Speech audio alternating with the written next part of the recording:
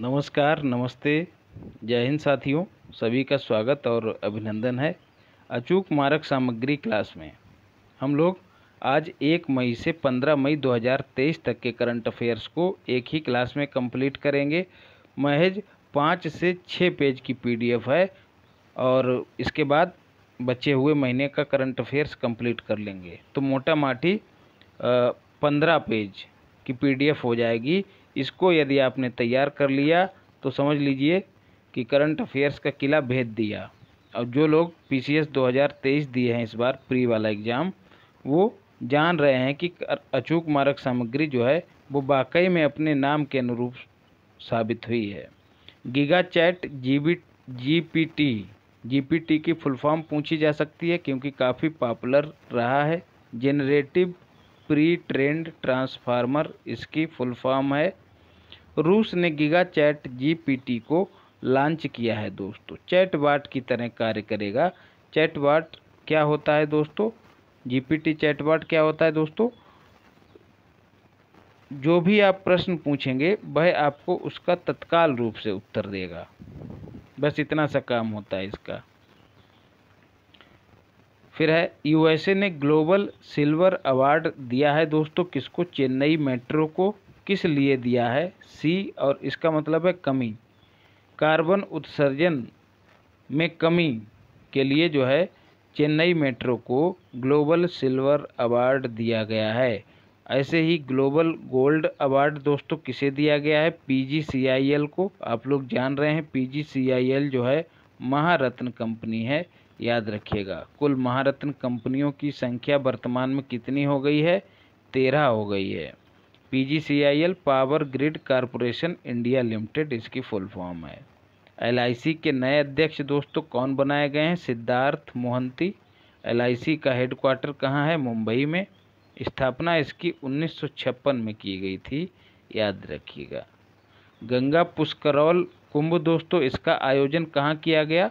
क्योंकि गंगा जुड़ा है तो विकल्प में प्रयागराज भी रहेगा, कानपुर भी रहेगा, बनारस भी रहेगा। बीएनएस का मतलब बनारस है, तो बनारस में इसका आयोजन किया गया तमिल समुदाय के द्वारा। गंगा की सफाई इसका उद्देश्य है। प्रति 12 वर्ष पर इसका आयोजन किया जाता है। जिस नदी में इसका आयोजन होना होता है उसी का नाम यहाँ पर जुड़ जाता है। क्योंकि इस बार गंगा में सफाई अभियान चलाना था तो इसलिए गंगा पुष्करौल कुंभ इसको नाम दिया गया। और आगे यदि कोई और नदी रहेगी तो उसका नाम जुड़ जाएगा। फिर है एन गोपाल कृष्णन। साथियों, क्रॉस का मतलब है निपट गए। सीएसआईआर के वैज्ञानिक थे, केरल के रहने वाले थे दोस्तों। ईश्वर संकल्पम इनकी पुस्तक थी जो कि काफ़ी चर्चित पुस्तक रही है। तो सीएसआईआर के वैज्ञानिक रहे। Council of scientific and industrial research इसके दोस्तों अध्यक्ष कौन होते हैं? तो प्रधानमंत्री स्वयं इसके अध्यक्ष होते हैं। हेडक्वार्टर इसका नई दिल्ली में है। और इसकी महिला जो हैं दोस्तों कलाई सेल्वम करके इनका नाम है। कलाई सेल्वम, याद रखिएगा। पहली महिला निदेशक है, ना कि अध्यक्ष। कलाई सेल्वम तो ये निदेशक हैं। पहली महिला निदेशक कलाई सेल्वम है। सीएसआईआर की अध्यक्ष होते हैं खुद प्रधानमंत्री। अंतर्राष्ट्रीय मजदूर दिवस कब मनाया जाता है? 1 मई को मनाया जाता है। डिंग लेरेन जो हैं दोस्तों चाइना के पहले विश्व शतरंज चैंपियन बने हैं, याद रखिएगा। डिंग लेरेन, CHN का मतलब चाइना है। नेट जीरो नवाचार वर्चुअल केंद्र स्थापित करने के लिए समझौता हुआ है किसके किसके बीच? इंडिया और यूके यूनाइटेड किंगडम के बीच समझौता हुआ है। नेट जीरो, जी हाँ दोस्तों, कार्बन उत्सर्जन को शून्य करने का लक्ष्य हमने कब तक रखा है? 2070 तक लक्ष्य रखा है। इस दिशा में जो कदम उठाए जाएंगे उनसे संबंधित जो नवाचार करना है उन्हीं नवाचारों को संपादित करने के लिए केंद्र स्थापित करने के लिए समझौता हुआ है। और इसी समझौते के तहत न्यूटन भाभा फंड भी स्थापित किया गया है, याद रखिएगा। रिफ्लेक्शंस दोस्तों पुस्तक है। अनावरण यहाँ पर नहीं होना चाहिए था, यहाँ पर विमोचन होना चाहिए था। विमोचन किसने किया है दोस्तों इस पुस्तक का? तो निर्मला सीतारमण ने किया है। किसने लिखी है पुस्तक? तो नारायण बाघुल ने इस पुस्तक को लिखा है। बैंकिंग जो व्यवस्था है उस पर प्रकाश डालती है ये पुस्तक। रिलायंस जनरल इंश्योरेंस जो है दोस्तों ई रुपया स्वीकार करने वाली पहली बीमा कंपनी बनी है, याद रखिएगा। ई रुपया कैसा होता है दोस्तों? आभासी रुपया होता है, मतलब इसको छुआ नहीं जा सकता है, बाकी सब हमारे रुपए की तरह ही होता है। WHO दोस्तों क्यों चर्चा में रहा है? क्योंकि इसने हाल ही में 2 पहलें लॉन्च की हैं। एक पहल का नाम है परेट पहल और दूसरी पहल का नाम है big catch up. Big catch up, big catch up का मतलब वैक्सीनेशन को बढ़ावा देना, मतलब एक बड़े क्षेत्र को जो है, बिग मतलब बड़े और कैच अप मतलब बड़े क्षेत्र को पकड़ लेना। काय के माध्यम से? वैक्सीनेशन के माध्यम से। तो वैक्सीनेशन को किस तरह से बढ़ाया जाए और उसका विस्तार किया जाए, तो उसके लिए बिग कैचअप पहल की शुरुआत की। इसके साथ ही परेट पहल, मतलब कोई भी महामारी यदि आ जाए भविष्य में तो उसका सामना कैसे हो, उसका निदान कैसे किया जाए, इस सब के लिए परेट पहल की शुरुआत की है। WHO की बात करें तो 7 अप्रैल 1948 को इसकी स्थापना हुई थी। हेडक्वार्टर इसका जेनेवा में है और इसके प्रमुख जो हैं टेड्रोस डिनोम हैं, याद रखिएगा। टेड्रोस डिनोम इसके प्रमुख हैं और इसी की स्थापना के उपलक्ष्य में प्रतिवर्ष 7 अप्रैल को विश्व स्वास्थ्य दिवस के रूप में मनाया जाता है।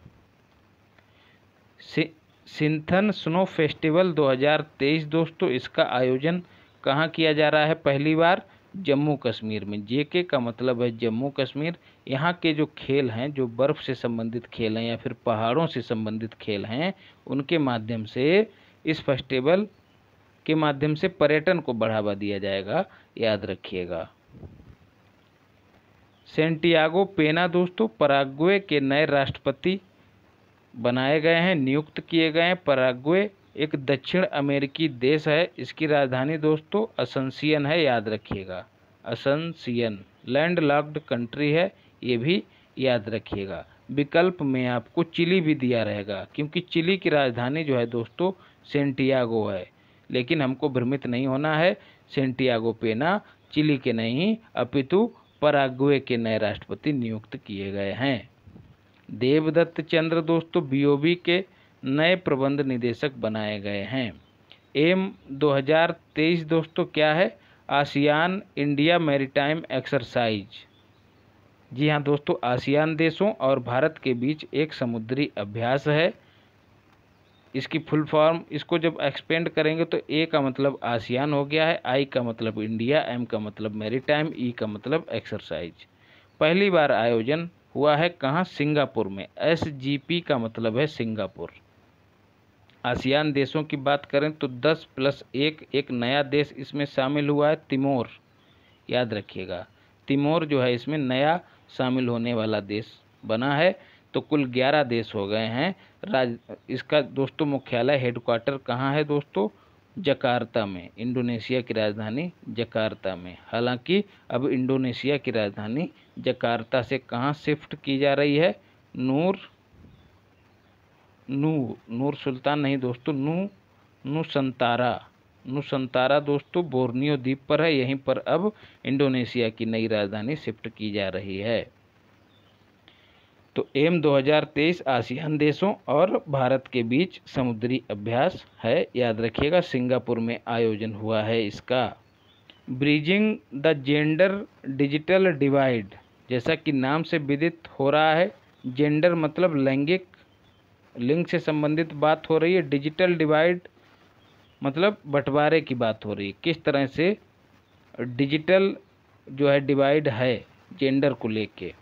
किसने रिपोर्ट जारी की है? यूनिसेफ ने। और ज़्यादा कुछ इसमें है नहीं दोस्तों रिपोर्ट में, बस इतना नाम याद रखिएगा कि bridging the gender digital divide जो रिपोर्ट है वो यूनिसेफ ने जारी की है। और इसमें कहा गया है कि फ़ोन का इस्तेमाल सर्वाधिक लड़के करते हैं और इंटरनेट का इस्तेमाल भी सर्वाधिक लड़के करते हैं। कलेक्टिव स्पिरिट कंक्रीट एक्शन, जी हाँ दोस्तों 100वां एपिसोड है मन की बात का। इस पुस्तक में इसका उल्लेख किया गया है 100वें एपिसोड का। लेखक इसके कौन है दोस्तों? शेखर वेम्पति। विमोचन इसका किसने किया, ये भी याद रखिएगा। जेडी बोले तो जगदीप धनखड़, जो कि हमारे उपराष्ट्रपति हैं। Collective spirit concrete action. 100वां एपिसोड दोस्तों था मन की बात का। मन की बात का पहला एपिसोड दोस्तों कब लॉन्च हुआ था? 3 अक्टूबर 2014 को, ये भी याद रखिएगा। सब्सक्राइब करिए साथियों टारगेट करंट यूट्यूब चैनल को। विश्व प्रेस स्वतंत्रता दिवस दोस्तों कब मनाया जाता है? 3 मई को। इस बार इसकी थीम क्या रही है? Shaping a future of rights. जी हाँ दोस्तों, shaping a future of rights इसकी थीम थी। ईरानी महिला पत्रकारों को जो कि कैदी रही हैं दोस्तों, आपने नाम सुना होगा महसा जो महिला थी दोस्तों, उनकी मृत्यु हो गई थी कैद में, पुलिस की कैद में मृत्यु हो गई थी। तो इन्हीं के मतलब पुलिस की इसी कार्रवाई के विरोध में महिलाएं जो हैं सड़क पर उतर आई थीं। तो ईरानी महिला पत्रकारों को बंद कर दिया गया। तो इन्हीं को जो है यूनेस्को ने विश्व प्रेस स्वतंत्रता सम्मान प्रदान किया है। याद रखिएगा, कहाँ की महिलाएं? ईरान की। कौन है? पत्रकार हैं। मेड इन इंडिया 75 ईयर्स दोस्तों, पुस्तक का नाम है, किसकी है? एकांत बोले तो अमिताभ कांत की पुस्तक है मेड इन इंडिया 75 ईयर्स। बिहान मेला दोस्तों कहाँ मनाया जाता है दोस्तों? ओडिशा में। विकल्प में बिहार भी रहेगा, कंफ्यूज नहीं होना है। बीज उत्सव है, किसके द्वारा? कोंध जनजाति के द्वारा इसमें भाग लिया जाता है, ये भी याद रखिएगा। कांस फिल्म फेस्टिवल दोस्तों, इसका आयोजन कहाँ होता है? तो फ्रांस में होता है हर बार। इसमें जो महत्वपूर्ण पुरस्कार है पाल्मे डियोर पुरस्कार, ये किसे प्रदान किया गया है? माइकल डगलस को प्रदान किया गया है, याद रखिएगा। एक था हार्बर जो है दोस्तों, इसका शिलान्यास कहाँ किया गया है? MLD बोले तो मालदीव में किया है।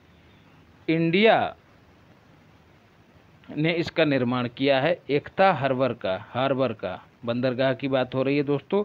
राजनाथ सिंह ने जो है इसका शिलान्यास किया, ये भी याद रखिएगा। मतलब निर्माण करेगा इंडिया, अभी शिलान्यास हुआ है, ये भी याद रखिएगा।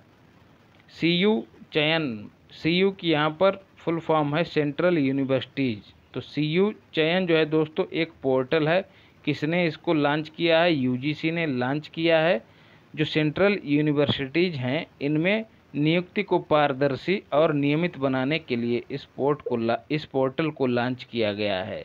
बात करें UGC की, तो इसके जो अध्यक्ष हैं दोस्तों वो जगदीश कुमार हैं। इसी से संबंधित दोस्तों UGC से संबंधित ई समाधान पोर्टल पहले लॉन्च हो चुका है, जो कि कर्मचारियों को विभिन्न सुविधाएं प्रदान करने से संबंधित है। एरेक्सवी दोस्तों क्या है? दुनिया का पहला RSV रेस्पायरेटरी वैक्सीन है दोस्तों। श्वसन तंत्र का इलाज करने के लिए किसने बनाया है? ब्रिटेन ने बनाया है, ये भी याद रखिएगा। क्या नाम है? एरेक्सवी। फिर है नीरा टंडन दोस्तों, कौन है? पहली एशियाई महिला हैं जो कि USA में घरेलू नीति सलाहकार बनी हैं, याद रखिएगा। BIGZ बिज एम्प क्या है दोस्तों? एक तरह का पोर्टल है जिसकी फुल फॉर्म है एम्पलीफायरिंग बिजनेस ऑफ NER का मतलब नॉर्थ ईस्ट रीजन। शुरू किसने किया है दोस्तों? NGL बोले तो नागालैंड में शुरू किया गया है। किसने किया है? तो MSME मंत्रालय ने किया है। जो नॉर्थ ईस्ट रीजन है दोस्तों, इसके जो मतलब नॉर्थ ईस्ट रीजन में बिजनेस को किस तरह से आगे बढ़ाया जाए, यही इसका काम है बिज एम्प का, याद रखिएगा। MSME मंत्रालय इसके लिए जिम्मेदार है। फिर है कैरल शील्ड्स पुरस्कार दोस्तों, किसे दिया गया है? फातिमा असगर को दिया गया है। क्या नाम है इनके उपन्यास का? व्हेन वी बियर सिस्टर्स, याद रखिएगा। व्हेन वी वियर सिस्टर्स इस उपन्यास के लिए फातिमा असगर को कैरल शील्ड्स पुरस्कार दिया गया है। यह पुरस्कार किन्हें दिया जाता है दोस्तों? यूएसए और कनाडा के राइटर्स को दिया जाता है, ये भी याद रखिएगा। दाबकी भूमि बंदरगाह दोस्तों कहाँ है? मेघालय में है। किस जिले में है? जयंतिया जिले में है। उद्देश्य इसका क्या है? व्यापार वाणिज्य को बढ़ावा देना।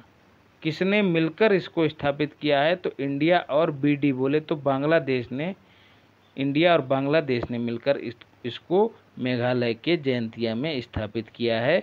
याद रखिएगा दाबकी भूमि बंदरगाह, याद रखिएगा भूमि बंदरगाह है, याद रखिएगा भूमि बंदरगाह, न कि समुद्री। मशीन कैन सी, मतलब मशीन देख सकती है 2023, इस नाम से सम्मेलन कहाँ आयोजित हुआ दोस्तों? दुबई में। किससे संबंधित है? आर्टिफिशियल इंटेलिजेंस से संबंधित है। किस तरह से आर्टिफिशियल इंटेलिजेंस को बढ़ावा दिया जाए विभिन्न क्षेत्रों में, फिर चाहे स्वास्थ्य हो, चाहे शिक्षा हो, चाहे रोजगार हो, या फिर कोई अन्य क्षेत्र, किस तरह से आर्टिफिशियल इंटेलिजेंस को बढ़ावा दिया जाए, उसी पर विचार विमर्श करने के लिए इस सम्मेलन का आयोजन दुबई में किया गया। आर्टिफिशियल इंटेलिजेंस क्या होता है दोस्तों? जब मशीनें मनुष्य की भांति काम करने लग जाएं तो इसको आर्टिफिशियल इंटेलिजेंस कहते हैं। जैसे कि एलेक्सा आपने सुना होगा, उसे कहते हैं कि फलाना गाना सुनाओ तो वो गाना शुरू कर देती है। ऐसे ही हमारे अपने फ़ोन में हम लोग जब कोई चीज़ टाइप करते हैं बोल के, तो देखिए मोबाइल समझ लेता है चीज़ों को, कुछ भी बोलिए और टाइप कर देता है। ये किसके माध्यम से होता है? ये आर्टिफिशियल इंटेलिजेंस के माध्यम से ही हो रहा है, याद रखिएगा। मिशन परिवर्तन दोस्तों, मिशन परिवर्तन जो है दोस्तों कहाँ शुरू किया, किसने किया? टी यादव ने, बोले तो तेजस्वी यादव ने शुरू किया है। कहाँ? बिहार में शुरू किया है, याद रखिएगा। बिहार स्पेशल को संदर्भ में रखते हुए यह पॉइंट हमने शामिल किया। बिहार में शुरू किया गया मिशन परिवर्तन। उद्देश्य क्या है? जो अस्पताल हैं बिहार के, यहाँ इन अस्पतालों में इंफ्रास्ट्रक्चर को उन्नत करना, ठीक है, चाहे वेंटिलेटर हो, चाहे बेडों की संख्या हो, चाहे साफ़ सफाई हो, चाहे पेयजल हो, चाहे फिर जो भी दिव्यांग वगैरह हैं उनके लिए इंफ्रास्ट्रक्चर तैयार करना, सारी चीज़ें जो हैं इसमें शामिल हैं। टेलीमेडिसिन भी शामिल है। तो ये मिशन परिवर्तन अस्पतालों से संबंधित है, याद रखिएगा। इंडिया का पहला मल्टी मॉडल लॉजिस्टिक पार्क दोस्तों कहाँ बनेगा? असम में। ASM का मतलब है असम, याद रखिएगा। वनडे में सबसे तेज 5000 रन बनाने का रिकॉर्ड किसके नाम हो गया है? बाबर आजम, जो कि पाकिस्तान के खिलाड़ी हैं, याद रखिएगा। बुलंद भारत दोस्तों क्या है? एक अभ्यास है, किसका? भारतीय सेना का। कहाँ आयोजित हुआ? तो अरुणाचल प्रदेश में। Smart school smart block program कहाँ शुरू किया गया दोस्तों? उत्तराखंड में, याद रखिएगा। जो स्कूल हैं सरकारी, उनको स्मार्ट बनाना, आधुनिक सुविधाओं से लैस करना, इस प्रोग्राम का उद्देश्य है। एक ब्लॉक लिया जाएगा, ब्लॉक में जितने स्कूल हैं उनका आधुनिकीकरण करना, इसका उद्देश्य है। सस्टेनेबल फ्यूल का पहली बार यूज, सस्टेनेबल डेवलपमेंट से दोस्तों इस बार यूपी PCS में लगभग 3 सवाल सीधे पूछ लिए गए। 3 सवाल और कुछ भी नहीं, एकदम हलवा सवाल। सस्टेनेबल डेवलपमेंट दोस्तों क्या होता है? जो भी हमारे कार्य हैं उनको इस तरह से संपादित करना ताकि जो भी हमारे संसाधन हैं वो हमारी आने वाली पीढ़ी के लिए सुरक्षित रह सकें। इसको कहते हैं सतत विकास या सस्टेनेबल डेवलपमेंट, या साधारण शब्दों में कहें कि विकास को इस तरह से संपादित करना, इस तरह से अंजाम देना कि पर्यावरण को क्षति ना पहुँचे। तो सस्टेनेबल फ्यूल इसी तरह का एक फ्यूल है। इसका पहली बार यूज जो है, मतलब किस तरह का फ्यूल? जो पर्यावरण को नुकसान नहीं पहुंचाता है। तो इस फ्यूल का इस्तेमाल सबसे पहले किसमें किया गया है? विस्तारा एयरलाइंस में। विस्तारा एयरलाइंस दोस्तों टाटा और सिंगापुर की संयुक्त कंपनी है, याद रखिएगा। सक्षम लर्निंग प्रणाली दोस्तों स्वास्थ्य और परिवार कल्याण मंत्रालय की एक प्रणाली है दोस्तों, जो स्वास्थ्य कर्मी हैं उनको प्रशिक्षित करना और उनका स्किल डेवलपमेंट करना जो है इसका उद्देश्य है, ताकि वह स्वास्थ्य क्षेत्र में अच्छे से काम कर सकें, आपात परिस्थितियों से अच्छे से निपट सकें। यह इसका काम है सक्षम लर्निंग प्रणाली का। लव इन 90s दोस्तों क्या है? एक टैगिन भाषा। जी हाँ दोस्तों, टैगिन भाषा एक जनजाति है दोस्तों। कहाँ? अरुणाचल प्रदेश में उसकी भाषा है टैगिन, और इसी भाषा में जो है पहली फिल्म बनाई गई है। याद रखिएगा, इसका ट्रेलर जो है लॉन्च कर दिया है केंद्रीय गृह राज्य मंत्री किरण रिजिजू ने। अजीब नाम है, किरण रिजिजू ने इसको लॉन्च किया है। याद रखिएगा, लव इन 90s किस भाषा में? टैगिन भाषा में। समन्वित गश्ती अभ्यास दोस्तों कारपेट, इसका आयोजन किसके बीच हुआ? इंडिया और THL का मतलब थाईलैंड के बीच। कहाँ? अंडमान सागर में। ये भी याद रखिएगा। थैलीसीमिया बाल सेवा योजना दोस्तों, इसके तीसरे चरण की शुरुआत की गई है। पहला चरण 2017 में शुरू किया गया था। स्वास्थ्य और परिवार कल्याण मंत्रालय, PKM का मतलब है परिवार कल्याण मंत्रालय, यह जो है इसके लिए नोडल एजेंसी है। कोल इंडिया लिमिटेड जो है इसकी मदद करेगा।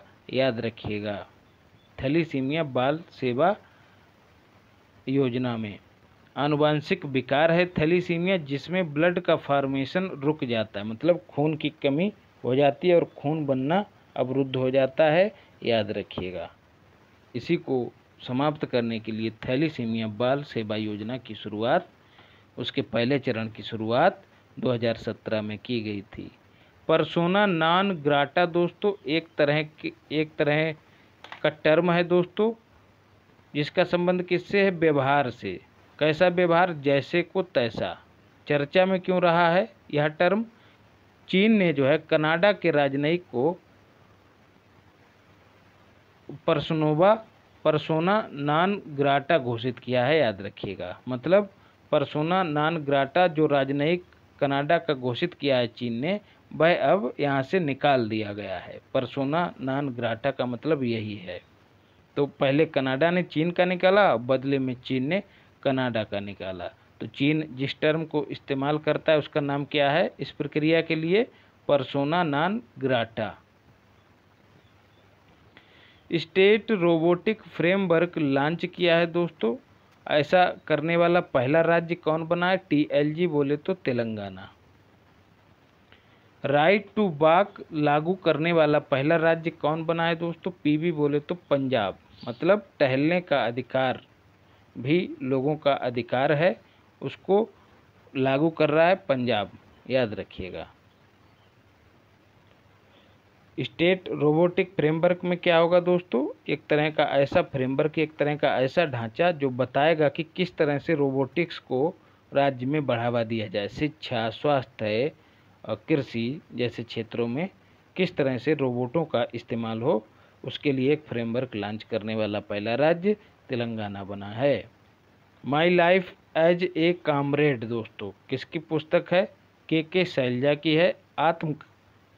आत्मकथा है दोस्तों। ये केरला की पूर्व स्वास्थ्य मंत्री रही हैं। याद रखिएगा, और कोविड-19 के बेहतर मैनेजमेंट के लिए इनको मैग्सेसे पुरस्कार मिलने वाला था, जिसको इन्होंने लेने से इनकार कर दिया। राष्ट्रीय प्रौद्योगिकी दिवस दोस्तों कब मनाया जाता है? 11 मई को। क्यों मनाया जाता है? क्योंकि इसी दिन ऑपरेशन शक्ति को अंजाम दिया गया था, मतलब सफलतापूर्वक ऑपरेशन हो गया था। ऑपरेशन शक्ति मतलब परमाणु परीक्षण हुआ दोस्तों कब? 1998 में। तो इस बार इसी उपलक्ष्य में 11 मई को प्रतिवर्ष राष्ट्रीय प्रौद्योगिकी दिवस मनाया जाता है। ऑपरेशन शक्ति इसका नाम था। परमाणु परीक्षण का कहाँ? पोखरण में हुआ था। पोखरण कहाँ है दोस्तों? पोखरण राजस्थान में है। और इस समय सरकार किसकी थी? तो अटल बिहारी वाजपेयी जी की सरकार थी। याद रखिएगा, यह दूसरा परमाणु परीक्षण था दोस्तों। इससे पहले 1974 में एक और हो चुका था, उसका नाम क्या था दोस्तों? स्माइलिंग बुद्धा। ये भी याद रखिएगा। स्माइलिंग बुद्धा। फिर है डॉक्टर BRA का मतलब भीमराव अंबेडकर पुरस्कार किसे दिया गया? योगी जी को। किसने दिया है? पूर्व राष्ट्रपति कोविंद जी ने इनको यह पुरस्कार भेंट किया है। भय मुक्त प्रदेश की स्थापना हेतु इनको यह पुरस्कार दिया गया, याद रखिएगा। 100% ODF प्लस। ODF प्लस क्या होता है दोस्तों? एक होता है ODF ओपन डेफिकेशन फ्री, मतलब शौच से मुक्त गांव। ODF प्लस मतलब इससे भी आगे बढ़कर काम करने की बात हो रही है यहाँ पर। तो शौचालय बन गए, अब शौचालय के बाद उनके प्रबंधन, उनके और आगे के कार्य का प्रबंधन किस तरह से हो, तो उसके लिए कहा गया ODF प्लस। जैसे शौचालय बन गया, जो अपशिष्ट निकला उसको किस तरह से इस्तेमाल किया जाए, किस तरह से उसको निपटाया जाए, ये सब काम जो है ODF प्लस के तहत आता है। तो ऐसा राज्य जहाँ पर 100% गाँव जो है ODF प्लस हो गए हैं, कौन है? तेलंगाना। और तेलंगाना जो है बड़े राज्यों की श्रेणी में पहले स्थान पे है, छोटे राज्यों की श्रेणी में सिक्किम पहले स्थान पे है। स्थान क्या दोस्तों? पहला ही है, और छोटे राज्यों में सिक्किम पहला है, याद रखिएगा। स्थान की बातें नहीं हो रही यहाँ पर। WHO ने ग्लोबल हेल्थ इमरजेंसी से बाहर कर दिया है दोस्तों 2 बीमारियों को, एमपॉक्स बोले तो मंकी पॉक्स और कोविड-19 को। आलिया भट्ट क्यों चर्चा में रही हैं?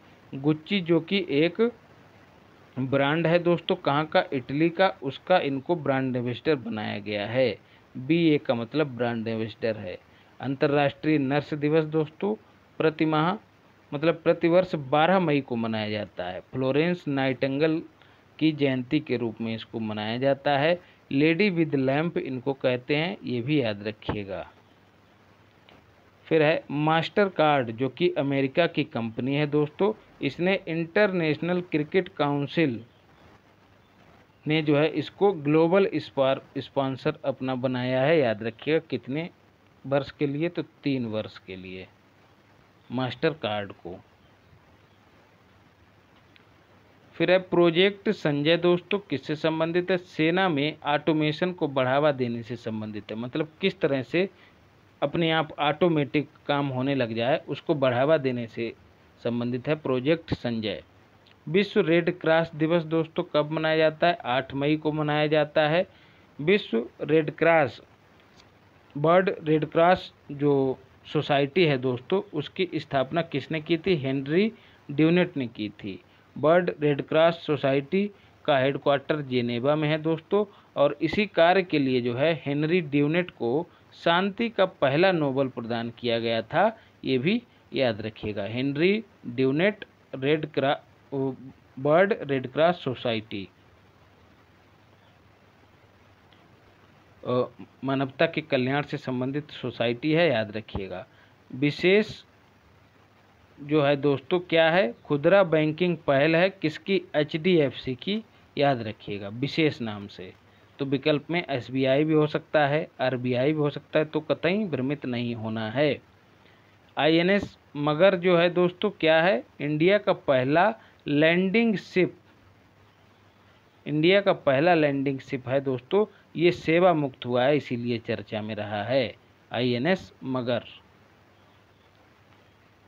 फिच जो है दोस्तों रेटिंग एजेंसी है। विभिन्न अर्थव्यवस्थाओं की जो दशा है और दिशा, इन दोनों को दिखाने के लिए कुछ एजेंसियां हैं जो रेटिंग जारी करती हैं। तो ऐसी ही एक एजेंसी है फिच, और एक और एजेंसी है मूडीज। तो कई और एजेंसियां हैं दोस्तों, तो उनमें से एक है फिच। फिच ने जो है दोस्तों क्या किया है? इंडिया को जो है BBB negative stable outlook ranking प्रदान की है, याद रखिएगा। फिच है क्या? RA का मतलब रेटिंग एजेंसी। तो इतना जरूर याद रखिएगा कि BBB माइनस रेटिंग प्रदान की है, किसने? फिच ने। आसियान पुनः दोस्तों एक बार चर्चा में आ रहा है। 42वां संविधान अरे भाई संविधान संशोधन नहीं होगा यहाँ पर। 42वां SS का मतलब शिखर सम्मेलन, 42वां शिखर सम्मेलन इसका आयोजित हो रहा है। कहाँ? इंडोनेशिया में, याद रखिएगा। 9 से 11 मई के बीच हो चुका है। आयोजित हो चुका है। पहला कहाँ आयोजित हुआ था? तो पहला बाली में आयोजित हुआ था। कब? 1976 में। आसियान की स्थापना कब हुई थी? 1967 में हुई थी। तो कैसे याद रखेंगे इसको कि पहला सम्मेलन कब हुआ था? तो देखिए 6-7 को बदलकर 7-6 कर देंगे तो पता लग जाएगा कि पहला सम्मेलन जो है 1976 में हुआ था, स्थापना 1967 में हुई थी। तो चीज़ों को ऐसे ही याद रखा करिए दोस्तों। इसकी थीम क्या है इस बार? आसियान अफेयर्स एपिसेंटर्स ऑफ ग्रोथ इसकी थीम है, ये भी याद रखिएगा। आसियान पे हम लोग पहले भी चर्चा कर चुके हैं। थिरुबपन्ना महोत्सव दोस्तों कहाँ मनाया जाता है? केरल में। वहाँ के जो देवता हैं मुथप्पन, उनको समर्पित है। इस बार जो है इसको यूएई में मनाया गया, याद रखिएगा। थिरुबपन्ना महोत्सव। RNT बोले तो रविंद्रनाथ टैगोर की जयंती दोस्तों 162वीं जयंती मनाई गई। कब? 7 मई को। इनका जन्म हुआ था 7 मई 1861 को हुआ था। जी हाँ दोस्तों, रविंद्रनाथ टैगोर जो हैं एशिया के पहले ऐसे व्यक्ति थे जिनको साहित्य का नोबेल प्राप्त हुआ था, याद रखिएगा। किसके लिए? इनकी जो कृति थी गीतांजलि, गीतांजलि के लिए यह पुरस्कार इनको प्राप्त हुआ था। और इन्होंने क्या महत्वपूर्ण काम किए थे? इन्होंने जो है दोस्तों विश्व भारती नाम से एक विद्यालय की स्थापना की थी। कहाँ? बंगाल में ही की थी। तो इसको जो है जीवित धरोहर का दर्जा दिया गया और ऐसा दर्जा प्राप्त करने वाली यह पहली संस्था बनी है पूरे विश्व की, तो याद रखिएगा। और इन्होंने क्या किया था दोस्तों? हमारे जो राष्ट्रगान है उसकी रचना की थी। इसके साथ ही श्रीलंका के राष्ट्रगान की भी इन्होंने ही रचना की थी और बांग्लादेश के भी राष्ट्रगान की इन्होंने ही रचना की थी। तो 3 देशों के राष्ट्रगान की रचना किसने की थी? RNT ने की थी, रविंद्रनाथ टैगोर ने की थी। बच्चों को डिजिटल स्वास्थ्य कार्ड जो है वितरित करने वाला या शुरू करने वाला पहला राज्य कौन बना है? यूपी। डिजिटल स्वास्थ्य कार्ड दोस्तों, बच्चे की पूरी प्रोफाइल जो है इस कार्ड पर रहेगी। क्या उसको बीमारी है, भविष्य में मतलब भूतकाल में उसको कौन सी बीमारी रह चुकी है, कौन सी दवा चली है, ये सारी जानकारी इस कार्ड पर रहेगी, जिससे जो है डॉक्टरों को सहूलियत रहेगी और अच्छे से इलाज हो सकेगा। राज्य स्तर पर इंस्टीट्यूट रैंकिंग जारी करने वाला पहला राज्य कौन बना है? तो केरल। जी हाँ दोस्तों, जो भी वहाँ के इंस्टीट्यूट हैं उनमें कौन सा बेहतर है, तो इसको आधार बनाकर रैंकिंग जारी करने वाला पहला राज्य कौन बना है? Kerala. From tribal hinterlands to Raisina hills. जी हाँ दोस्तों, यह एक पुस्तक है किसकी? कस्तूरी राय की। विषय वस्तु इसकी क्या है? इसमें दिखाया गया है कि किस तरह से द्रौपदी मुर्मू जो हैं एक ट्राइबल समाज से आते हुए रायसीना हिल तक पहुंचकर राष्ट्रपति बनती हैं, याद रखिएगा। वैश्विक मातृ मृत्यु और मृत जन्म और नवजात मृत्यु मामलों की लिस्ट में 60% मामले जो हैं 10 देशों से आते हैं। यह एक रिपोर्ट है दोस्तों, उसमें ये कहा गया है। और इन 10 देशों में इंडिया जो है 1/10वें स्थान मतलब पहले स्थान पे है, याद रखिएगा। फिर है हरे कृष्णा हेरिटेज टावर का शिलान्यास दोस्तों कहाँ किया गया? HBD बोले तो हैदराबाद में। हैदराबाद तेलंगाना की राजधानी है दोस्तों। राष्ट्रपति निलयम भी यहीं पर है, ये भी याद रखिएगा। CSR चंद्रशेखर राव ने जो है इसका शिलान्यास किया, याद रखिएगा। विकल्प में आपको वृंदावन या मथुरा भी रहेगा, तो बिल्कुल भ्रमित नहीं होना है। पूछ दिया जाएगा कि हरे कृष्णा हेरिटेज टावर का हाल ही में शिलान्यास कहाँ किया गया? वृंदावन मतलब मथुरा, हैदराबाद, भोपाल, बनारस इत्यादि। डेगाना दोस्तों क्या है? एक स्थान है, कहाँ? नागौर जिले में। जी हाँ, ये वही नागौर है जहाँ से पंचायती राज की शुरुआत हुई थी। डेगाना में जो है दोस्तों क्या हुआ है? लिथियम धातु के भंडार प्राप्त हुए हैं।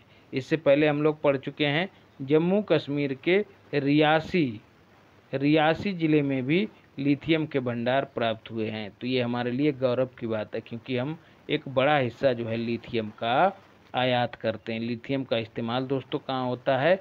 बैटरी निर्माण में होता है, याद रखिएगा। और हम लोग क्या कर रहे हैं? 2070 तक कार्बन न्यूट्रल रखने का लक्ष्य रखा है खुद को।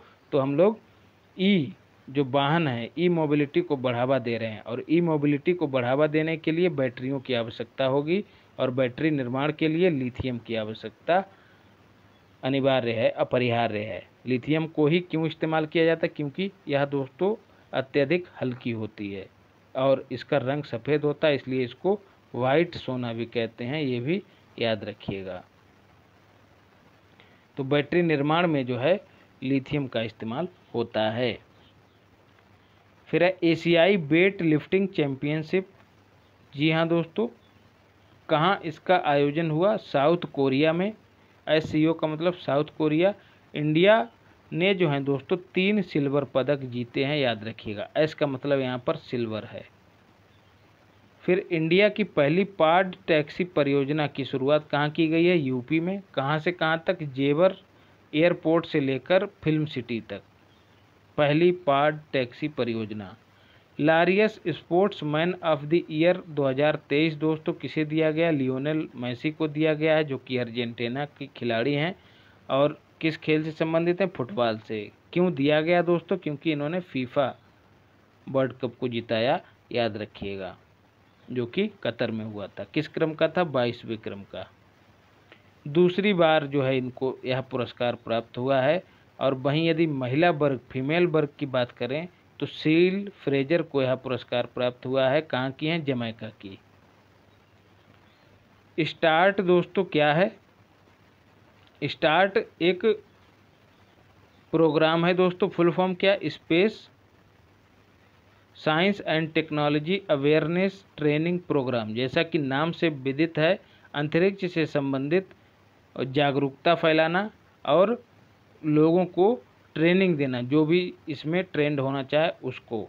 तो यह पहल किसने शुरू की है? प्रोग्राम किसने शुरू किया? तो इसरो ने शुरू किया है। इसके लिए दोस्तों जिज्ञासा पोर्टल बनाया गया, जिस पे आपको आवेदन करना है, और इस पर आवेदन करने के बाद जो भी अहर्ताएँ हैं उनको पूरा करने के बाद आप जो हैं इस प्रोग्राम में शामिल हो सकते हैं। तो स्टार्ट प्रोग्राम अंतरिक्ष से संबंधित है, अंतरिक्ष यात्रियों की ट्रेनिंग से संबंधित है, अवेयरनेस से संबंधित है, इसरो द्वारा चलाया गया है। मोटा माटी निचोड़ इसका यही है। अरब लीग की बात करें दोस्तों, तो अरब लीग में जो है 22 देश हैं। अरब के ही जो देश हैं वही इसके सदस्य हैं। 1945 में इसकी स्थापना हुई थी, काहिरा में स्थापना हुई थी। तो हेडक्वार्टर भी इसका काहिरा में ही अवस्थित है। काहिरा जो है दोस्तों मिस्र की राजधानी है, याद रखिएगा। तो अरब लीग अभी चर्चा में क्यों है? क्योंकि सीरिया की सदस्यता को बहाल कर दिया गया है। क्यों दोस्तों? क्योंकि 2011 में मतभेद के चलते इसकी सदस्यता को निलंबित कर दिया गया था। तो कुल 22 देश हैं। काहिरा में जो है इसका हेडक्वार्टर है, ये भी याद रखिएगा। पुलित्जर पुरस्कार 2023 दोस्तों आपको पहले भी बता चुका हूँ। पुलित्जर जो है पत्रकारिता में दिया जाता है, और पत्रकारिता में अंतर्राष्ट्रीय रिपोर्टिंग के लिए किसको यह पुरस्कार दिया गया? न्यूयॉर्क टाइम्स जो न्यूज़पेपर है अमेरिका का, उसको दिया गया है। तो आपको पहले भी बता चुका हूँ, एक होता है पुलित्जर जो कि कहाँ दिया जाता है? पत्रकारिता में। एक होता है प्रित्जकर। देखिए इसमें लगा है कर, मतलब करना पड़ता है। एक एक ईंट उठाकर क्या बनता है दोस्तों? आर्किटेक्चर बनता है। कोई वास्तु, कोई बिल्डिंग बनती है, उसको क्या कहते हैं दोस्तों? वास्तुकला कहते हैं, जो बनाने की प्रक्रिया होती है। तो वास्तुकला से संबंधित है प्रित्जकर, मतलब जहाँ करना पड़ता है तो वो है प्रित्जकर, और जहाँ करना नहीं पड़ता है, चोंचें लड़ानी होती हैं, वो है पुलित्जर। तो कंफ्यूज नहीं होना है। पुलित्जर किसे दिया गया है? न्यूयॉर्क टाइम्स को। और आपको बता चुका हूँ कि प्रित्जकर किसे दिया गया है? तो डेविड चिपरफील्ड को। ये सब क्वेश्चन दोस्तों आपको करंट अफेयर्स की क्विज में करा चुका हूँ, जो कि आपको डेली मिल रही है। कहाँ? टेलीग्राम चैनल है टारगेट टारगेट करंट AK123, इस पर आपको डेली क्विज प्राप्त हो रही है करंट अफेयर्स की।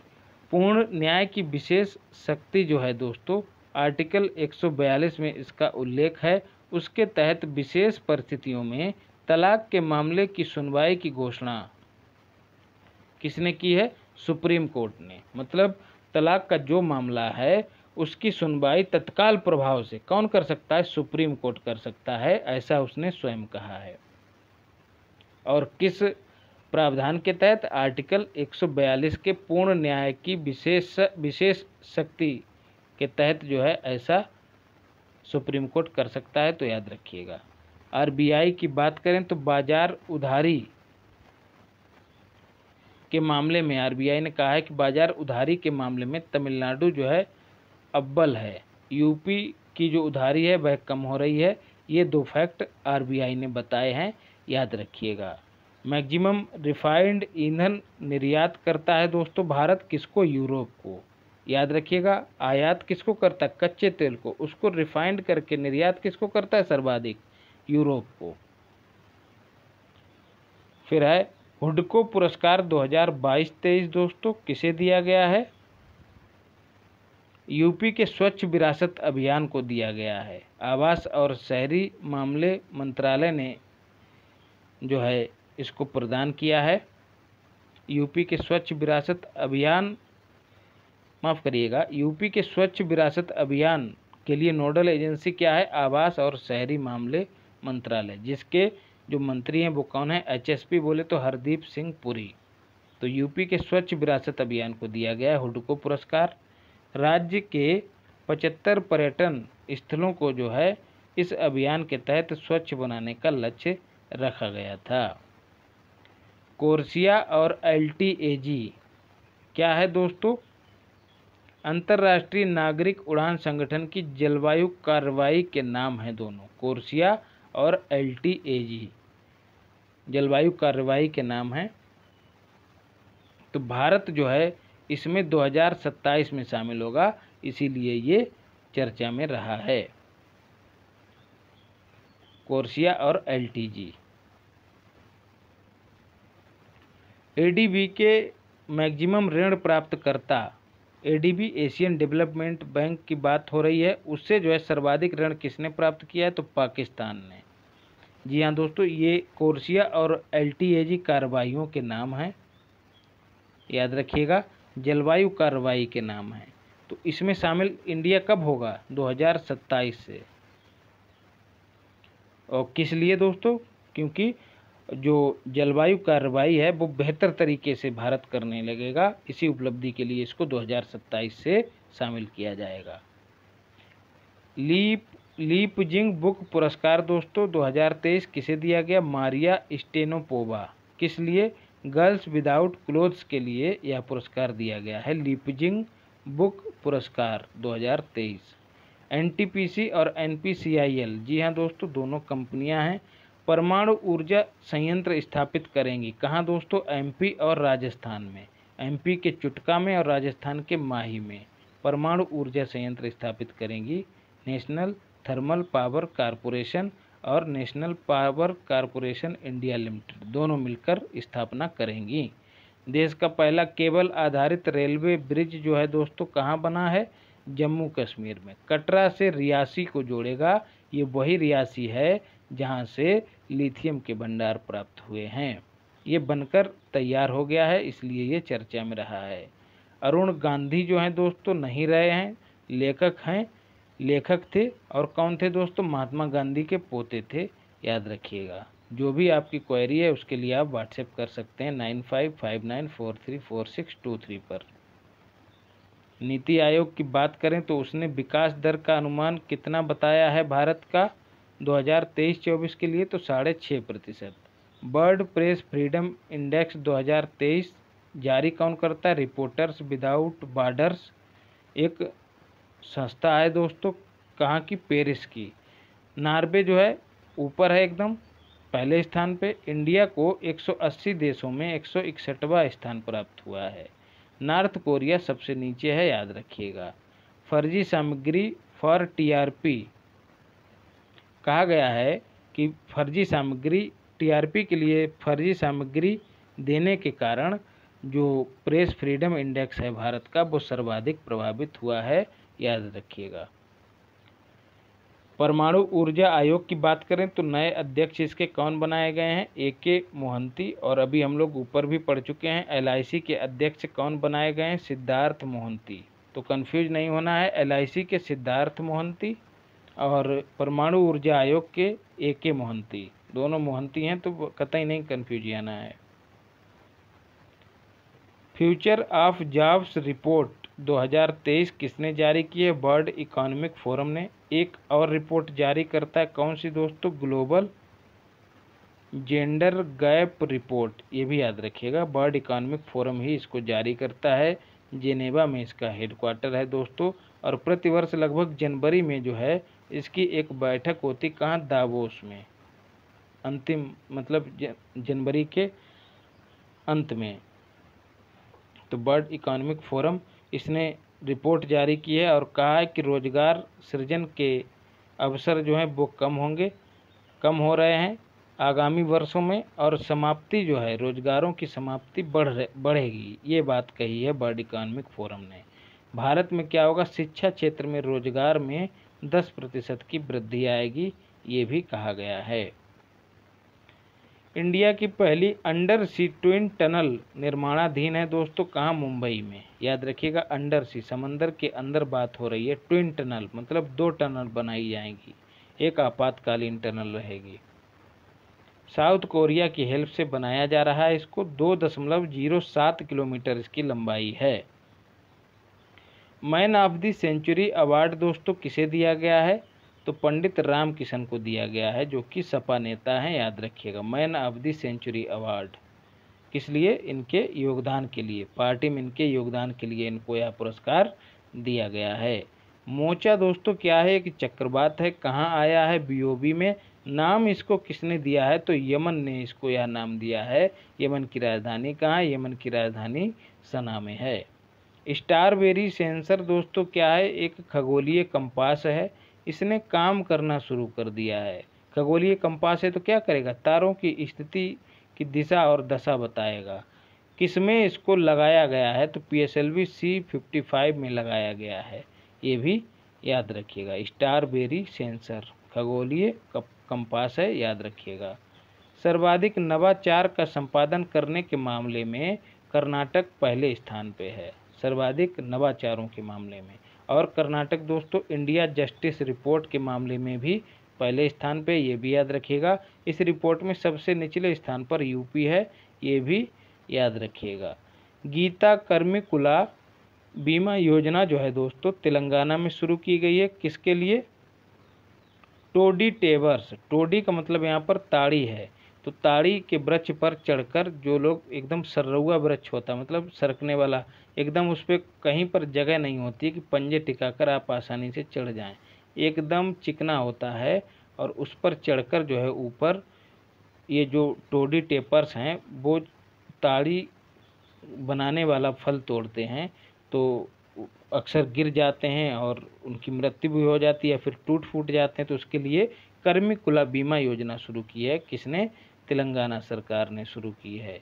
इनको ताड़ी तोड़क, जैसे अपनी शब्दों में मैंने लिखा है, टोडी टेपर्स क्या हैं, ताड़ी तोड़क हैं, ताड़ी तोड़ते हैं। SCO विदेश मंत्रियों की बैठक कहाँ आयोजित हुई, गोवा में। SCO की बात करें दोस्तों तो उसके लिए एक ट्रिक बताया है, स्कॉर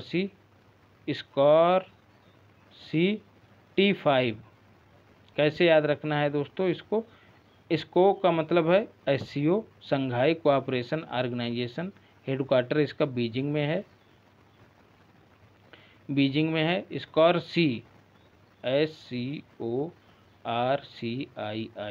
और T5, तो RCII का मतलब रूस हो गया है, इधर हो गया चीन, और एक हो गया है इंडिया I से, और एक हो गया I से ईरान। तो दोस्तों 1 2 3 4 देश तो ये हो गए, और T5, T का मतलब यहाँ पर तान से है, तो 5 तान और शामिल कर लीजिए। इन 5 तानों में 5 तान, T5 का मतलब 5 तान, इन 5 तानों में अफ़गानिस्तान को छोड़ दीजिए और तुर्कमेनिस्तान को छोड़ दीजिए, तुर्कमेनिस्तान को छोड़ दीजिए, बाकी सारे तान जो हैं शामिल हो जाएंगे। तो कुल 5 और 4 9 देश हो जाएंगे, याद रखिएगा। अच्छा, वो 5 तान कौन कौन से हैं? एक तो पाकिस्तान हो गया है, पाकिस्तान हो गया है, ताजिकिस्तान हो गया है, कजाकिस्तान हो गया है, किर्गिस्तान हो गया है, और 1 2 3 4 और ताजिकिस्तान, किर्गिस्तान, कजाकिस्तान भी हो गया है, और कौन सा बता, उज्बेकिस्तान। देखिए 5 तान आ गए, ये 5 तान ये हो गए हैं, और स्कॉर्सी 4 ये हो गए, 9 देश शामिल हैं, याद रखिएगा। नवीनतम कौन है? ईरान। 2001 में एससीओ की स्थापना हुई थी, ये भी याद रखिएगा। कुकी मेइती संघर्ष दोस्तों कहाँ हुआ है? मणिपुर में। कुकी मेइती जो हैं समुदाय हैं, जनजातीय समुदाय हैं दोस्तों। पहाड़ी क्षेत्रों में कुकी रहते हैं और घाटी क्षेत्रों में जो है मेइती रहते हैं। मेइती जो हैं एसटी दर्जे की मांग कर रहे हैं और इसी मांग के कारण दोनों में झड़पें हो गई, याद रखिएगा। एसटी का दर्जा मिल जाएगा तो इनको आरक्षण बढ़ जाएगा, और जब आरक्षण बढ़ जाएगा तो ज़्यादा सहूलियतें हो जाएंगी, सहूलियत ज़्यादा हो जाएगी तो कुकी वालों को जलन हो जाएगी।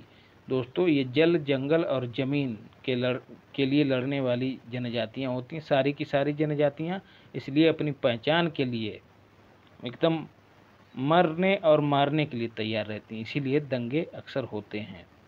विजाग टेक पार्क दोस्तों आंध्र प्रदेश में स्थापित किया जाएगा, किसके द्वारा? अडानी के द्वारा। सीएम कौशल उन्नयन और वैश्विक रोजगार योजना दोस्तों उत्तराखंड में शुरू की गई है। जापान में जो है स्वास्थ्य सेवा प्रदान करने के लिए इस योजना के माध्यम से भारतीय युवाओं को प्रशिक्षित किया जाएगा। यहाँ से प्रशिक्षित कर इनको जापान में स्वास्थ्य सेवाएं प्रदान करने के लिए भेजा जाएगा। किस योजना के तहत? सीएम कौशल उन्नयन और वैश्विक रोजगार योजना के तहत। गोल्डन आर्ब दोस्तों क्या है? शक्ति हस्तांतरण का प्रतीक है दोस्तों, एक तरह का सेरेमनी है, जैसे अपने यहाँ सेंगोल वाली जो संगोल है, सेंगल है, कंफ्यूज हो जा रहा हूँ, जो अभी संसद भवन में रखवाया गया है सेंगल, जी हाँ, वैसा ही एक सेरेमनी जो है दोस्तों कहाँ होती है? ब्रिटेन में होती है। तो ताजपोशी होती है, तो किसकी ताजपोशी हुई है दोस्तों? चार्ल्स तृतीय की, 6 मई को हुई है, याद रखिएगा।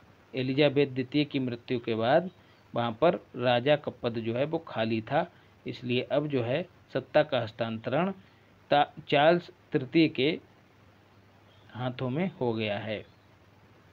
सेतु दोस्तों क्या है? यूके का एक थिंक टैंक है, जैसे अपने यहाँ राष्ट्रीय स्तर पर नीति आयोग है, वैसे ही उत्तराखंड ने सेतु नाम का एक थिंक टैंक इजाद किया है या फिर गठित किया है।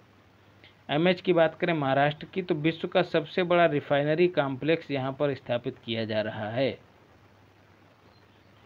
अंतर्राष्ट्रीय धार्मिक स्वतंत्रता रिपोर्ट दोस्तों बात करें किसने जारी की है? तो यूएस CIRF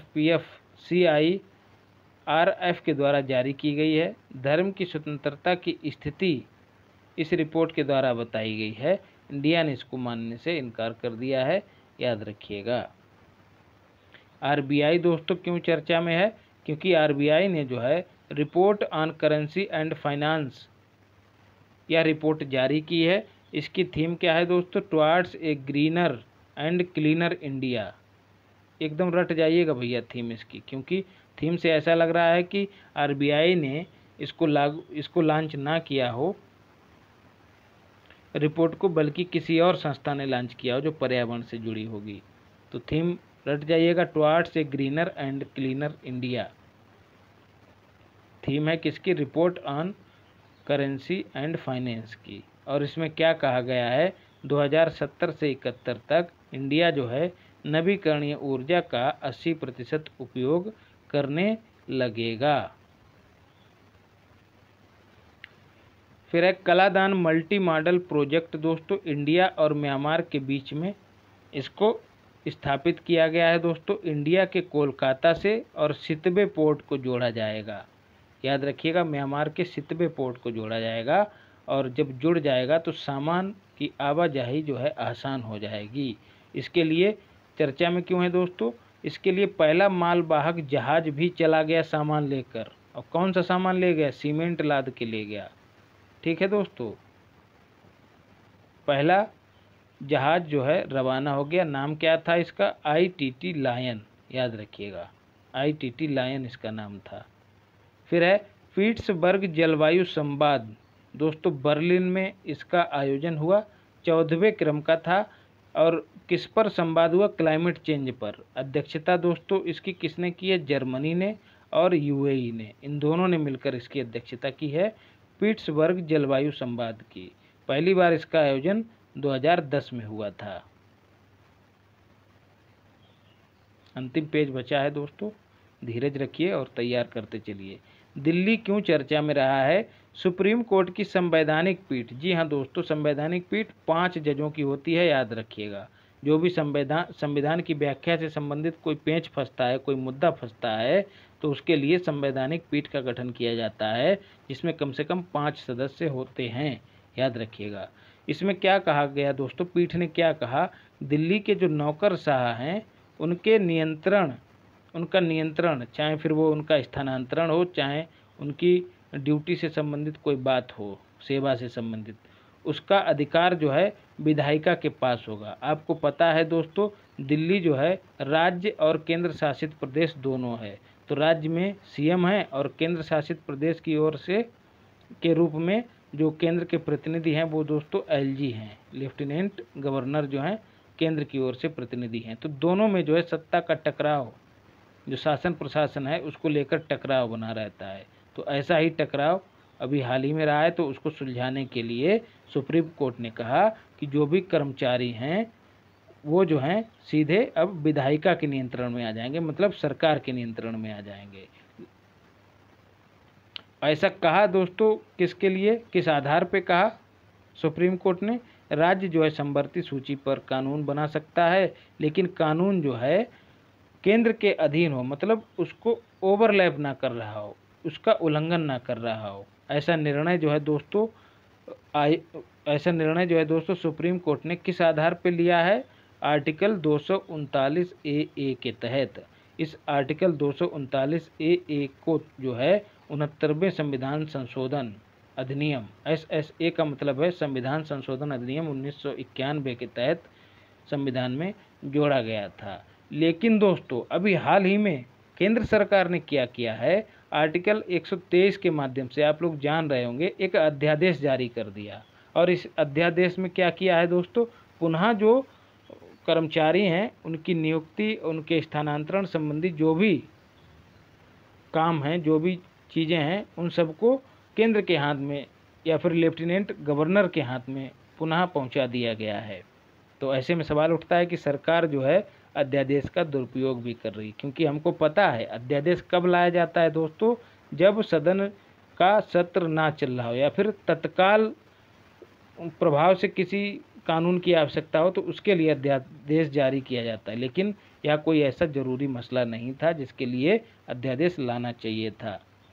तो दोस्तों इस अध्यादेश में क्या कहा गया है? इस अध्यादेश में कहा गया है कि एक संस्था बनाई जाएगी NCCSA, जिसमें 3 मेंबर होंगे। इन 3 मेंबर में कौन होगा? CM होंगे, प्रधान सचिव होंगे और मुख्य सचिव होंगे। ये तीनों मिलकर सुझाव देंगे, ठीक है, किसी कर्मचारी के स्थानांतरण पर या उसकी बहाली पर या जो भी काम होगा उस पर सुझाव देंगे और फैसला जो है बहुमत से लिया जाएगा। अंतिम निर्णय दोस्तों लेफ्टिनेंट गवर्नर के हाथ में ही रहेगा। तो कुल मिला के ढाक के 3 ही पात रहा है सब कुछ, और फैसला अंतिम जो है LG ही करेगा। NCCSA की बात करें तो national capital civil service authority का गठन किया जाएगा इस अध्यादेश के तहत। तो दोस्तों ज़्यादा अध्यादेश लाना जो है संवैधानिक परंपरा के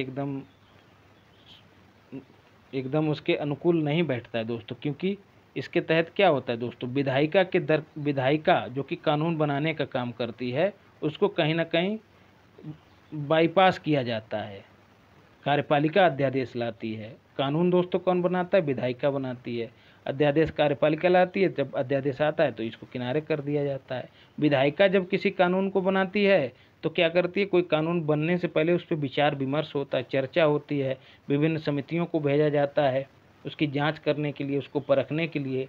लेकिन अध्यादेश में ऐसा नहीं होता है, तो कहीं ना कहीं जो जनप्रतिनिधि हैं दोस्तों, उनको भी बाईपास किया जाता है। तो इस तरह से एक स्वस्थ परंपरा जो है स्थापित होने से रह जाती है। तो क्या करना चाहिए दोस्तों? सुप्रीम कोर्ट ने हालांकि कई बार टिप्पणी भी की है कि ये ज़्यादा अध्यादेश लाना ठीक नहीं है दोस्तों। केरल और बिहार जैसे राज्य हैं वो 80-80 अध्यादेश लाए हैं, बिहार तो इससे भी ज़्यादा लाया है। तो उसके लिए दोस्तों सुप्रीम कोर्ट को ही कड़े से कड़े कदम उठाने चाहिए, और जो राजनीतिक दल हैं या जो सरकार है उसको संयम से काम करना चाहिए। फिर है दोस्तों छठा हिंद महासागर सम्मेलन। ये थोड़ा मेंस का यहाँ पर तड़का लगा दिया दोस्तों, क्योंकि सवाल यहाँ से बन सकता है कि अध्यादेश लाया जाना कितना सही है, कितना गलत है। चर्चा कीजिए। छठा हिंद महासागर सम्मेलन दोस्तों ढाका में आयोजित हुआ है। थीम इसकी क्या है? शांति और समृद्धि। जी हाँ दोस्तों, हिंद महासागर के इर्द गिर्द बसे जो देश हैं, किस तरह से उस क्षेत्र में शांति आए और समृद्धि आए, इस पर चर्चा करने के लिए इस सम्मेलन का आयोजन कहाँ हुआ? ढाका में। पोषण भी और पढ़ाई भी दोस्तों एक अभियान है दोस्तों। किसने किया है? महिला और बाल विकास मंत्री, MNBBM का मतलब महिला और बाल विकास मंत्री किसने? स्मृति ईरानी ने इसकी शुरुआत की। क्या किया जाएगा? 0 से 6 वर्ष आयु के जो बच्चे हैं उनको जो है आंगनबाड़ी के माध्यम से पढ़ाया भी जाएगा और पोषण भी उपलब्ध कराया जाएगा।